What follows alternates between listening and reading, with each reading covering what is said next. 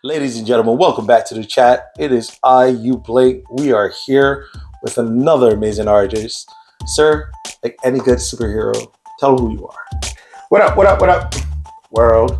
It's the incredible, unforgettable, straight from Uptown's Boogie Down. The theme of your daydream, the moonlight, parasite, thunder, light, the king of excitement. They call me Brother North of Division X. I just call myself Canyada Luis, but you know, every superhero needs an alias. That's it. And like any good superhero, what's your origin story? Origin story. I was born and raised in the Bronx, New York. Came up during the bombed out era of the South Bronx. And you can say my origin story is I am a immigrant son. My mother is a Afro-Latina from the Dominican Republic by way of Anguilla and St. Thomas. And my father is Boricua, who fled the island because he got into some gangster shit over there and he had to escape to the army and ended up in New York.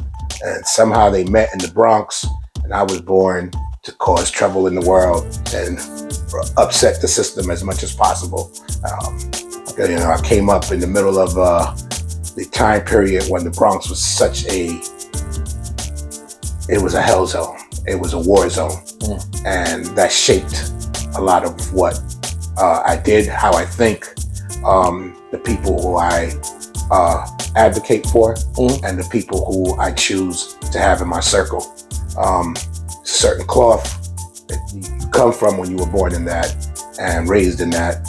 And the South Bronx don't build no punks.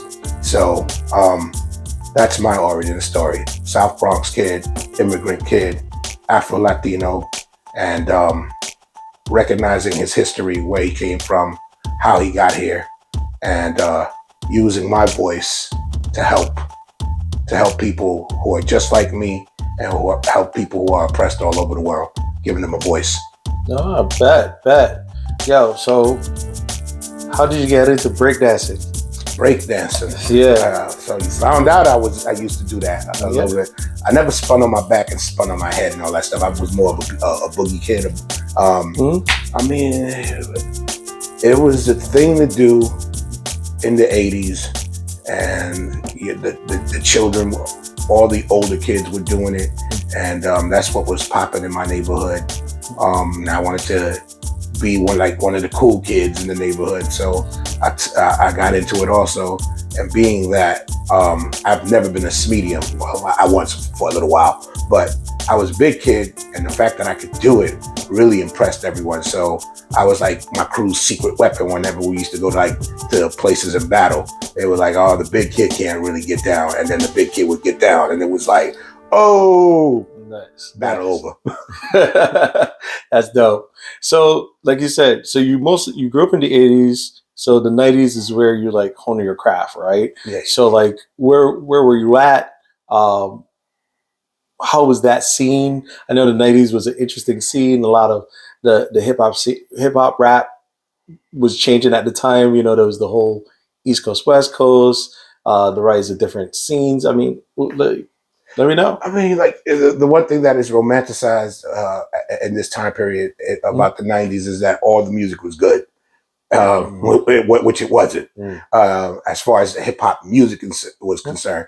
Unfortunately, I feel in the 90s, it was like when it was really like a big split as far as hip hop culture is concerned. Yeah. It went from like, it was a united house, and then rappers really got pushed to the forefront because rap became such a $1 billion industry. Yeah. So they were the ones bringing in the bread, so they got all the attention, and then all of a sudden, it became that rap and hip hop were the same thing, and people forgot about the other elements. That was the one thing that I feel happened, and the split caused the rappers to be in the forefront, and the music started to change, and other regions from the rest of the world started really getting involved and getting attention. And like all things move forward, things change. And when you bring different people to the party, they bring their own characteristics and their own flavor. So it changed it from what New York, the East Coast was doing to something a little different because other voices started to speak. and they brought quality and some detrimental things. Like all inventions, there's a good thing that comes with it, and then there's also some pushback, some drawback. Some things that happen because that are not good because of that invention. Like we can drive around in cars, but we're fucking up the ozone. There's always a positive and a negative. There's always a price to pay. Right. So other people started telling their stories, but then those stories got copied and it became the formula for hip hop music. And then it became like, well, only this type of voice was being promoted by the corporations that got their fingers involved.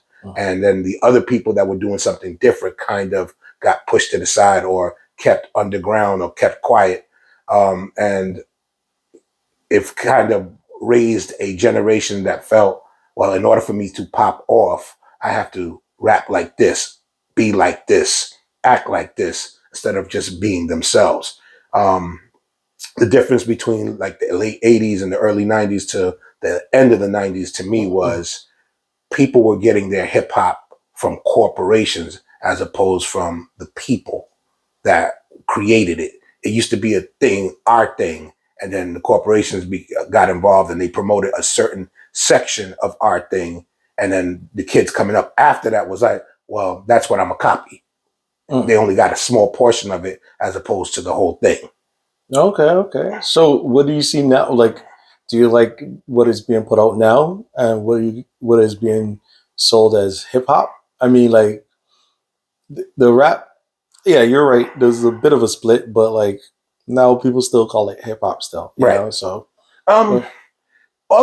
if you look at today's current climate of hip hop music, all of the elements that you see there were elements that were involved from the beginning. Yeah. It's a lot of sing-song rap. The Cold Crush used to do sing-song. Yeah. There's a lot of people telling their experience that some people might see as negative, but the message brought reality to the world.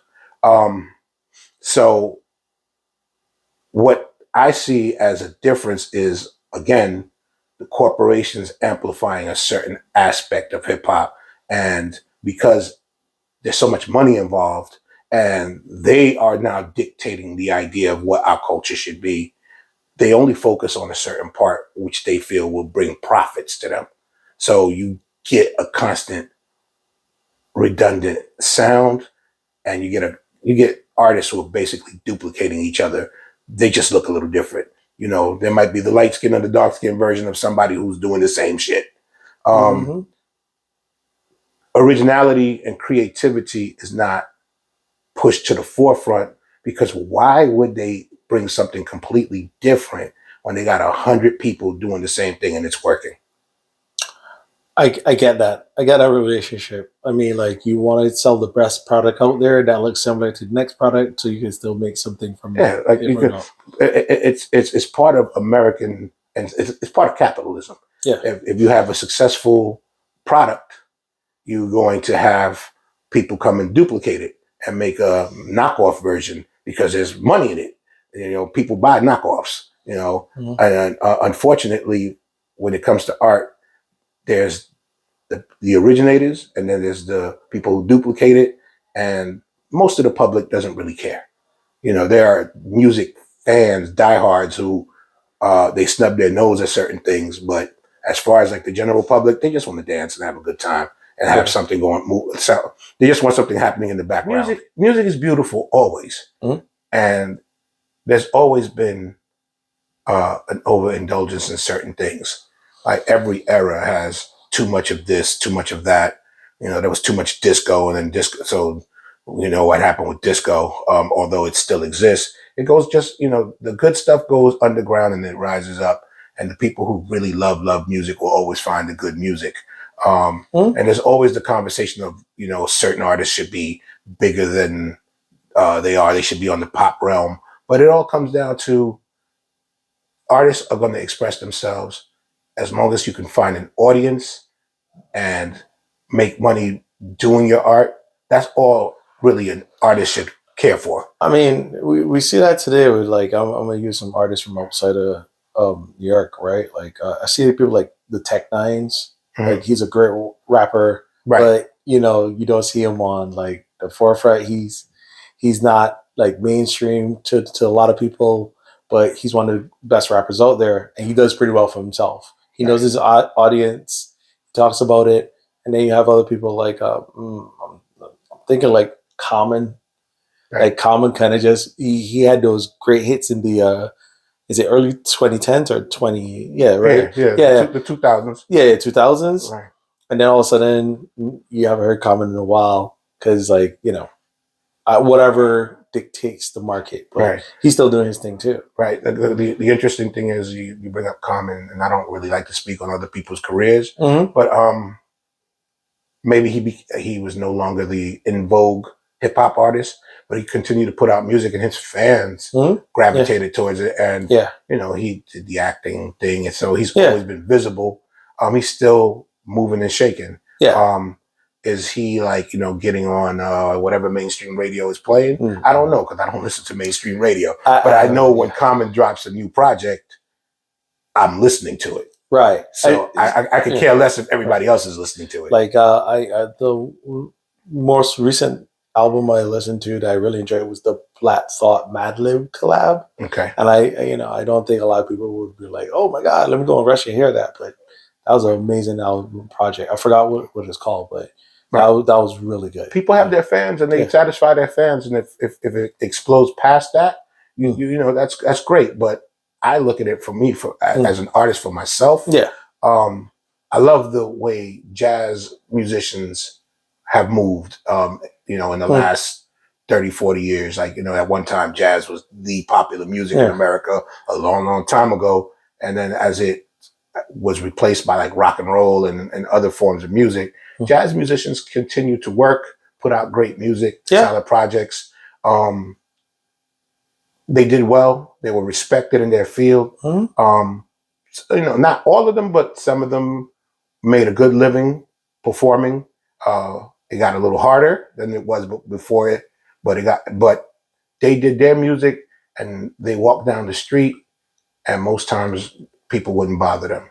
The idea of being a pop star and all of that stuff, that rock star, pop star, rap star crap that I just not into, that's terrifying. Like, especially in the time period in social media where you always have to be on. It's not one day where you can just take be a like, break. You wake up and you have lint and dirt in your eye. You constantly have to be on, constantly have to be posting and letting the people know, aware of your moves and that you are a vibrant artist. It's ridiculous. You can never take any time off. It's like the way the music scene is now. If you are a pop star, you're always under scrutiny. And people, before social media, we would talk in the lunchroom about, such and such artist. This dude's record, that woman's record is not that great. I didn't like that new stuff. I love the new song. I don't like the news. Whatever. People had their discussions. Yeah. Now social media has made it where everyone has a voice. So all the ridicule that comes, that 2% that want to ridicule you is a loud 2%. And being a pop star, it amplifies because it's just so much more people that hear your stuff and have a comment. Right. I agree with you there. Like, one of my favorite comics in the world, Patrice O'Neill, rest in peace. He said, when you got real hit, when somebody write you a letter, that means they put effort on it. They had to buy a stamp, they had to mail it out. That's effort. But it's really hard. It's easy to say that, but it's really hard nowadays because everybody's in your shit. And everybody's a critic. Yeah, everybody got something to say. But something, we all get it. But what's weird? Recently I was listening to and I'll try to tie this together. But recently I was listening to like a podcast about skateboarding. So these old school skateboarders were talking about how at the age of 25 you had to stop becoming a professional skateboarder. You were too old. And the correlation I got for stay with me. When I heard that, I was thinking about hip hop and rap. You know what I'm saying? like there's a cutoff age where you could keep doing hip hop or rap, and that's that old music, or you too old for this genre. Like, what do you think about that? Like, as a older artist, somebody has been in the scene for a long period of time. We're now in 2023, and you're still doing your thing. Like, what do you say to people that say stuff like that?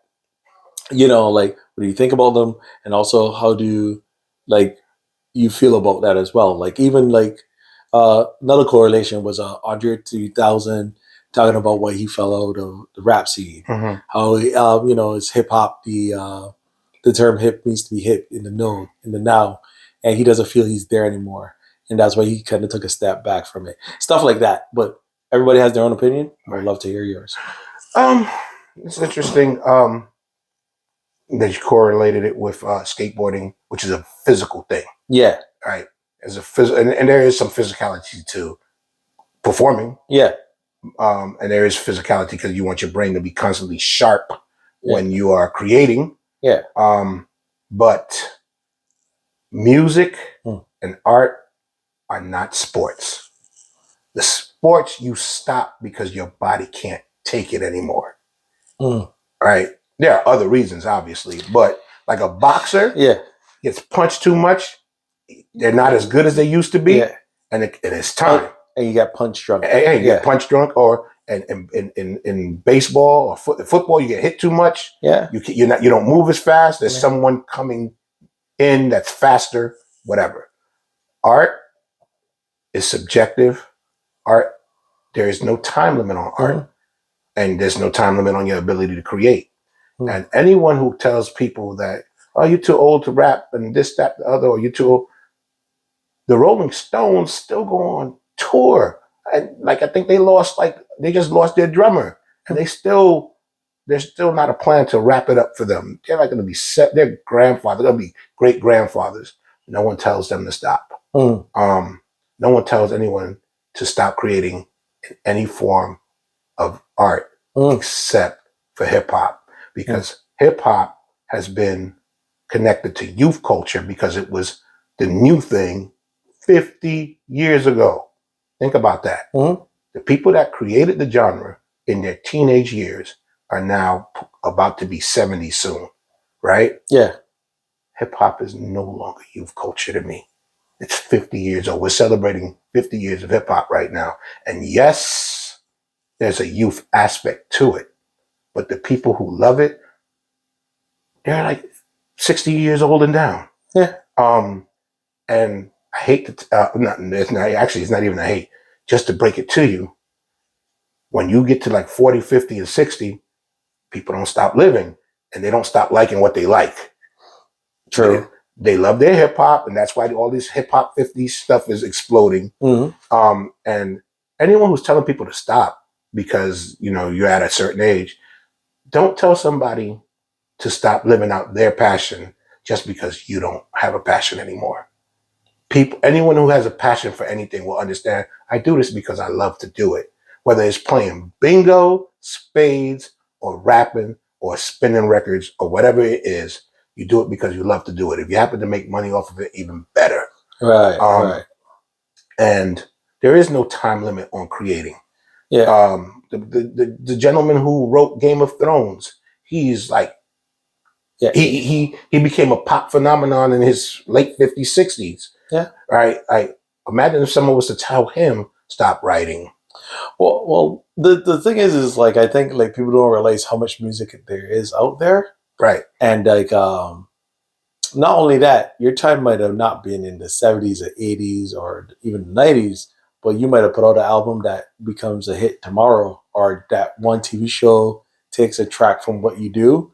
And then, like, what's the chick named Kate Bush? Remember, her song was in Running Up the Hill, was playing on Stranger Things. Right. And then all the kids now are singing it all the time, and it blew back up again, Right. So you never know when you can have that resurgence again. You know what I'm saying? I understand people that talk are short-sighted. They're focused on the now, not realizing that you can create something today, and 100 years later, someone discovers it. And if you have owned the rights to that, that becomes money, income that passes on to your relatives or anyone who came from your line. If you start talking about generational wealth, creating something is part of creating generational wealth, especially if someone picks up on it, because music is only old to people who've heard it a lot. If I create something now and someone 30 years from now hears it for the first time, it's new to them. It might be something from before they were born, but it's still new to them. Every experience that you do for the first time is new. Yes, correct. That's actually a good perspective to have. I think a lot of people are stuck in what they like, and when it comes to hearing, like, even the reverse is the same thing. When you have the older people from the community listen to the younger folks, they be like, I don't like that stuff. And even though there's a variety of younger artists doing stuff that they would like, you know what I'm saying? And not only that, it's a bit discouraging, but it is what it is. I accept it. And some people have that hard demeanor about it too. You know how it is. Like, nah, you gotta eat, you gotta work for my respect. Nobody has to work for anybody's respect. But no, it's like on the flip side. Like, what do you see about the newer generation that, not saying that you don't approve of or you don't like, but what interests you in the new generation? That's it. Since you're talking about the new stuff and hearing new This is what I approve. This is what I think about the new generation. They're doing it their own way, which is what they're supposed to do. Yeah. You encourage the next generation to find their way, to make their mark. They are doing that, and they're speaking to people of their generation. If you have a problem with what the youth are doing, understand something. It's not made for you. They're not talking to you. It's a conversation that they're having with their peers, and you're an outsider. You might not like it. That's fine. That doesn't make it that it's not valid. They are having their valid conversations with themselves. Go find the stuff that you do like. Step out of I run the roost and understand that there are other people in the roost. But it's that simple. Like the music that some people are creating, I don't like all of it. There's some validity to some of it, but that was never the case anyway. I didn't like all the stuff when I was 10. Some people were not good when I was 10, or my opinion was not the stuff that I liked when I was 10. Everyone is doing it for their own reasons. And who am I to tell somebody else not to like something because I don't like it? Maybe it's just something that doesn't speak to me. I really don't feel that the whole gang culture messages in the music that people are having, where it's actually factual. We are having a problem with each other, and we're making we're making songs about what we're going to do to each other, what we did to each other, and it actually really happened. That, I think, is a little dangerous. Yeah. That's not saying, things are happening in the neighborhood, I'm going to tell a story about it so that people can learn about it. The whole idea of bragging about sliding on your ops and doing things like that, I believe that's a little dangerous.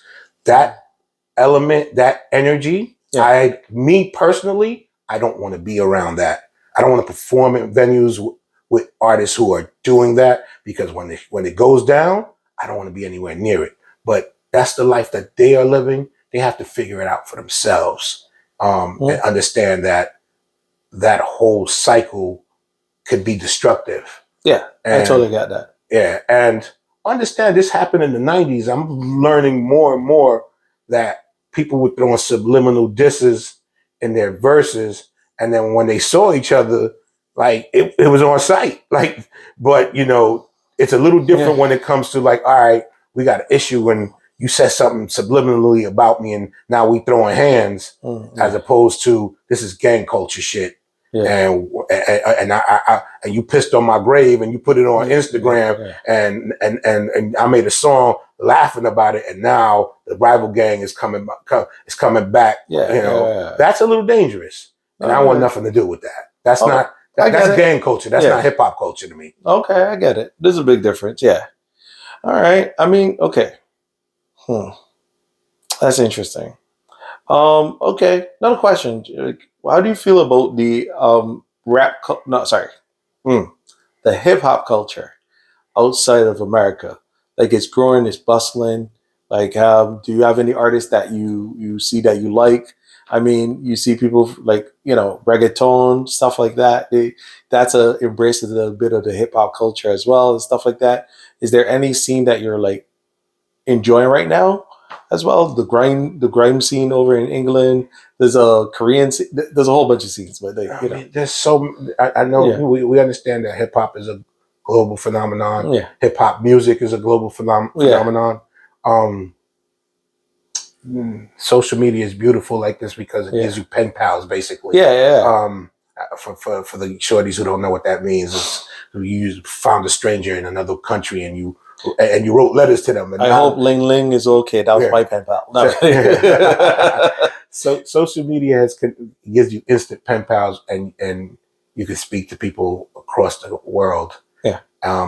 I've been blessed to connect with people in London and in Australia, Yeah. different parts of Australia, different parts of Europe, and my take on it, because I've never been there, I haven't been there yet, is there's a bigger respect for hip hop culture as opposed to rap music, um, or hip hop music.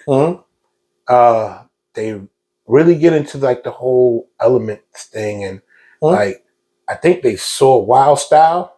They have it on DVD right and now. and they watch Wild Style and they're like, that's hip hop, and Yeah. everything else that's not that is kind of like a watered down version of things. They really appreciate the whole aspect of the culture, the whole package, the whole Africa Bambaataa idea of we're a united house, and we're exporting our culture, this New York City born culture, Bronx based culture, to the rest of the world. I think they're really into that. That's what I see.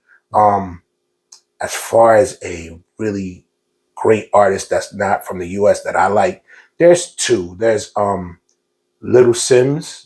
She's amazing. I think she's amazing. Yeah. I wish that she would get more airplay and notoriety in the United States, but she does well. I mean, she just toured the U.S. and I think she might have a tour coming up. But I really appreciate Little Sims. I think she's when we start talking about women who are rapping, she's at the top of the line for me as far as like new women rappers of the last 5-10 years.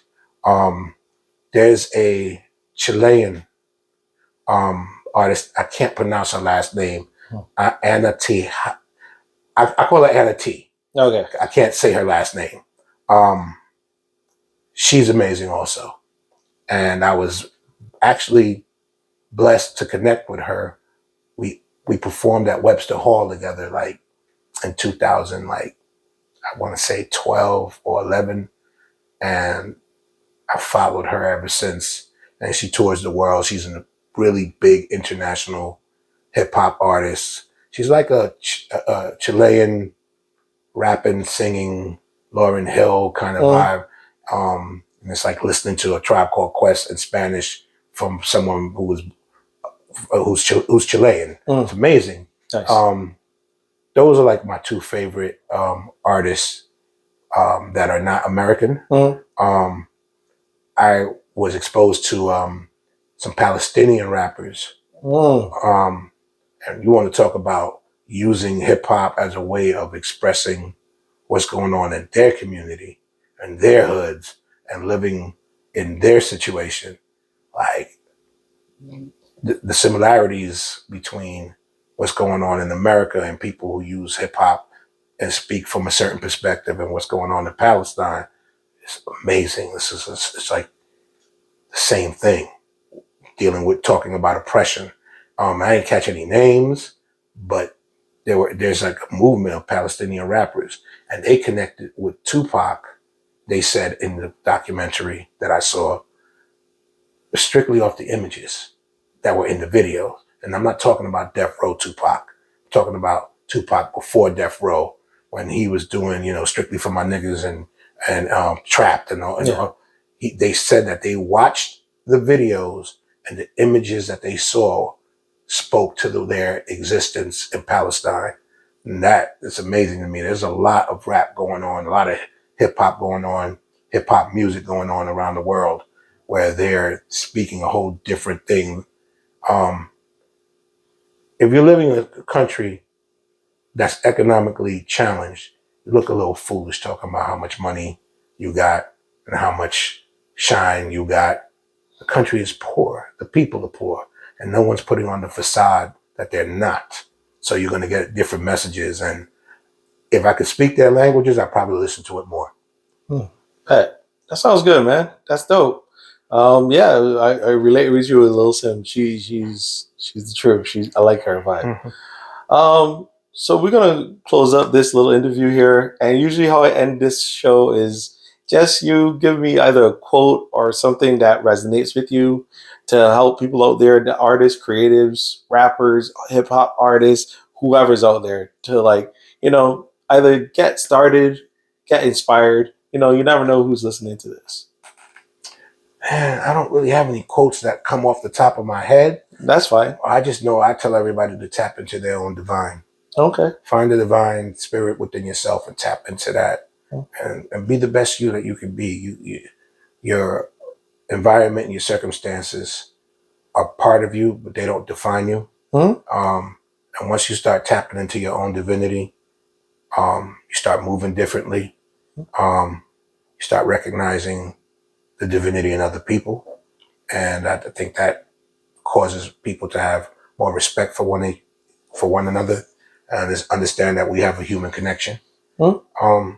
That's really more what I'm about. Like, find your own divinity, recognize the divinity in other people, and move accordingly. Okay, that sounds good, man. Well, that's it. Let them know where they can find you. Okay. The easiest way, Division X Music on Instagram. Okay.